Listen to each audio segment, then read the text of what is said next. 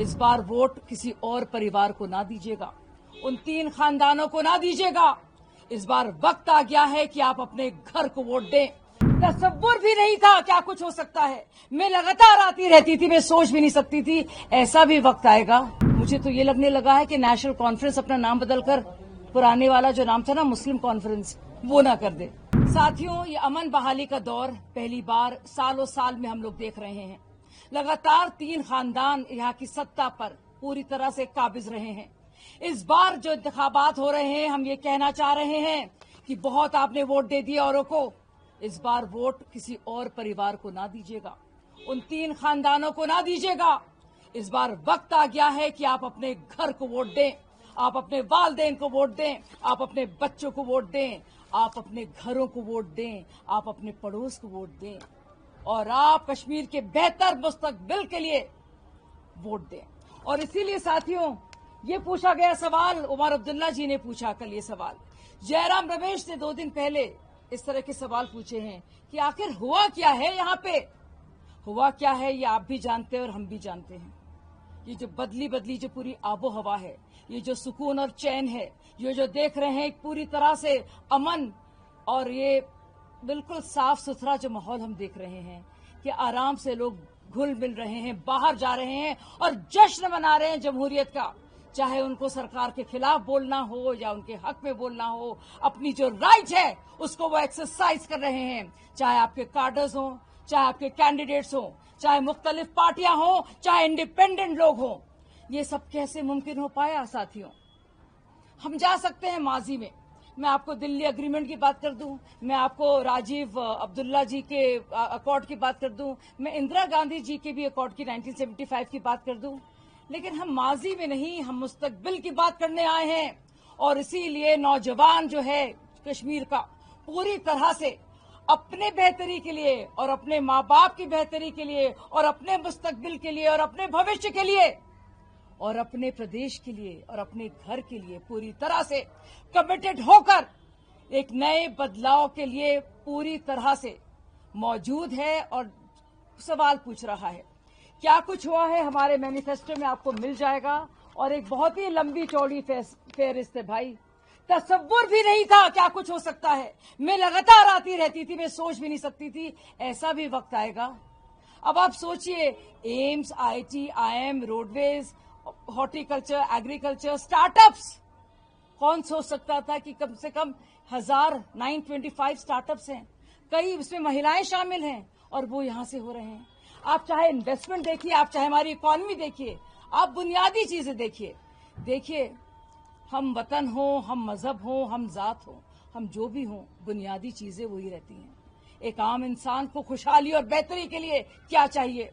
आप हमारी आवास योजना देखिए साथियों, 3,40,000 का आवंटन हुआ है, एलोकेशन हुआ है, उसमें 2,20,000 घर ऑलरेडी बन गए हैं। ये कैसे जा रहे हैं?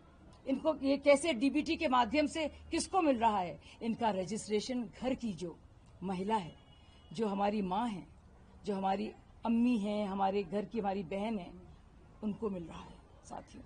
अब आप सोचिए इसका असर क्या है। बहुत सारी बातें सुनाई जा रही हैं।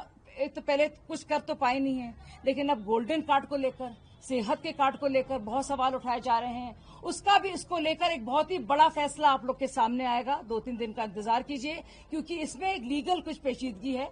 इससे हमारी सरकार और उसकी मंशा का किसी तरह से कोई इस पर इल्जाम नहीं लगा सकता। आप देखिए, 85 लाख से ज्यादा लोगों ने इसका फायदा लिया है। तो क्यों कोई दिल से, चाहे तो LG साहब को या हमारी केंद्र की सरकार को, क्यों बुरा भला कहेगा? दुनिया भर की बातें करते हैं, बड़ा आसान हो जाता है और माजी में ले जाओ, कभी फुल ऑटोनॉमी की बात करो। मुझे तो ये लगने लगा है कि नेशनल कॉन्फ्रेंस अपना नाम बदलकर पुराने वाला जो नाम था ना मुस्लिम कॉन्फ्रेंस, वो ना कर दे। और बार बार ये भी कहा जा रहा है कि जो भी लड़ रहा है उनके खिलाफ, वो भाजपा ने किसी तरह से प्रमोट किया है। साथियों, जब यहाँ पे इलेक्शन होते हैं तो ये पार्टियां क्या कहती हैं कि भाजपा नहीं चाहती थी, ये तो कोर्ट्स ने कहा है। अब मैं उनसे पूछना चाहती हूँ, जो लोग जेल से भी निकल के आ रहे हैं, उनको भी तो रिहाई कोर्ट से मिली है या बेल कोर्ट से मिली है। तो ये दोगलापन नहीं चलेगा और कोई इतना बेवकूफ नहीं है कि आप उनको इस तरह से गुमराह करें। बहुत सारी बातें हैं साथियों। राहुल गांधी जी बात करते हैं संविधान की। पहली बार हम देख रहे हैं कि जेएनके के स्पेशल कॉन्स्टिट्यूशन के तहत नहीं बल्कि इंडियन कॉन्स्टिट्यूशन के तहत और एक झंडे के तहत और जिस संविधान के तहत और जिस तरह से कानून पूरा नए हमारे संविधान के तहत है, जो आरक्षण बाकायदा जो रिजर्वेशन की बात राहुल गांधी नई बात उन्होंने उछाली है। जुमा 2 दिन नहीं हुआ आरक्षण की बात करने लगे। जब देखा कि तीसरी बार भी वो फेल हो गए तो सोचिए उनका क्या रुख है रिजर्वेशन को लेकर, कॉन्स्टिट्यूशन को लेकर, राष्ट्रीय ध्वज को लेकर, पाकिस्तान के साथ मुज़ाकरात को लेकर, एलओसी ट्रेड को लेकर। ये सारे सवाल उनको देने हैं। लेकिन उन सब बातों को छोड़िए, आप देखिए कि यहाँ पे हम लोगों ने क्या कुछ किया है। बहुत ही मुअज़्ज़ज़ हमारे लीडर्स मौजूद हैं। निर्मल जी किसी भी तारुफ के मोहताज नहीं हैं। ये पूरा मैनिफेस्टो जितनी गहन चर्चा, विचार विमर्श, कंसल्टेशन, रायशुमारी के साथ किया गया है, पूरी तरह से उन्होंने इस कमेटी को देखा है। हमारे फॉर्मर डिप्टी सीएम रहे हैं और उन्होंने पूरे दिलो जान से लोगों के साथ मिलकर हर एक वर्ग के लिए क्या योजनाएं होंगी और किस दिशा में लगातार आगे बढ़ेगा कश्मीर, उसके बारे में बहुत ही तफसील से हर एक वर्ग के बारे में लिखा है। और मैं चाहती हूं निर्मल जी इस पूरी बात को आगे बढ़ाएं और बताएं क्या कुछ है हमारे कश्मीर के जितने भी बाशिंदे हैं और घर हैं उनके लिए क्या कुछ है हमारे अभी के मैनिफेस्टो में। और आप जाइए और कंपेयर कीजिए इस मैनिफेस्टो को। ये देखिए, आप लोग जाइए उसका कंपैरिजन कीजिए। इस मैनिफेस्टो को उठाइए और बाकी सारी पार्टियों के मैनिफेस्टो को उठाइए।